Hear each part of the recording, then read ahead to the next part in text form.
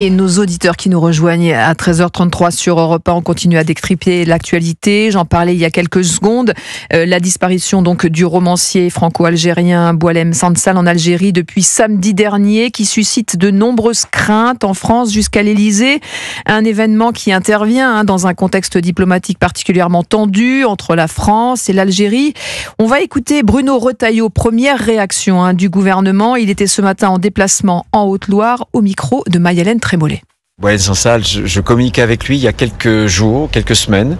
C'est un écrivain qui a énormément de courage. Et franchement, je pense que la France est mobilisée, mais vous savez qu'on a des relations avec l'Algérie qui peuvent être difficiles.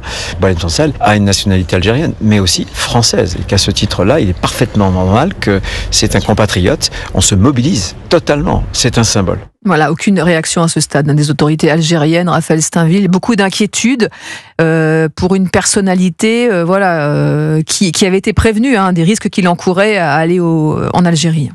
Alors il était coutumier, ses allers-retours entre la France et l'Algérie, il les faisait régulièrement.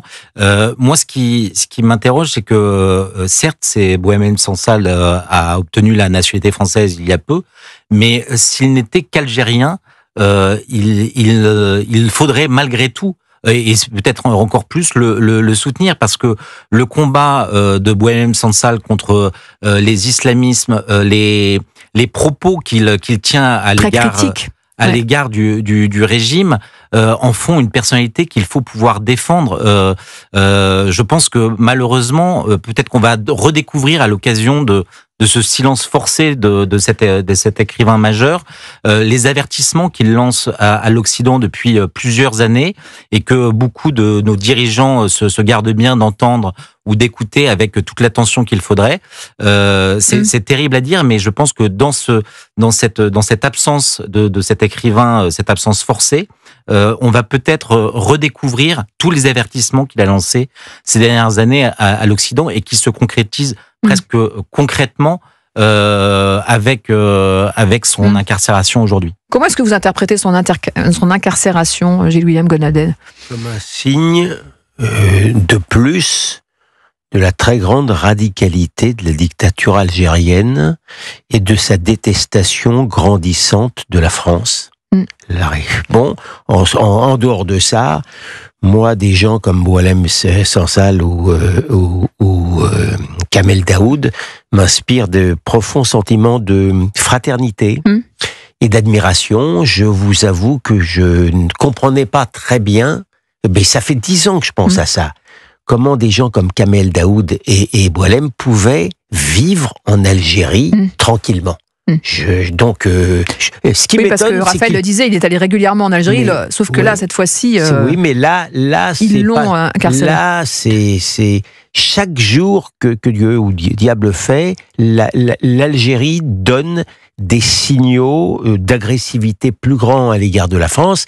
Et vous savez, on peut pas traiter ça par un revers de main, parce qu'il n'y a pas seulement le danger que court Boualem Sansal, mais je veux dire, l'Algérie s'est bâtie sur le ressentiment contre la France, et a quand même beaucoup de relais en France. Et l'écrivain franco-algérien Boualem Sansal était dans le viseur du pouvoir algérien en raison de ses nombreuses critiques à l'égard du régime, on en a parlé, et il était l'invité sur CNews en septembre dernier pour son livre « Le français, parlons-en ». Il s'exprimait sur l'islam en France. L'islam s'est installé, il s'acclimate, et va naître un islam nouveau.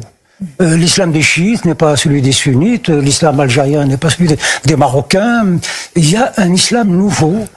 Alors, on peut rêver, c'est qu'il peut peut-être aussi se marier correctement avec la laïcité. C'est possible, mais j'y crois de moins en moins. Il s'implante, et donc tout naturellement, les gaz occupent tous les volumes qui s'offrent à eux. Vous mettez du gaz quelque part, il remplira la pièce instantanément.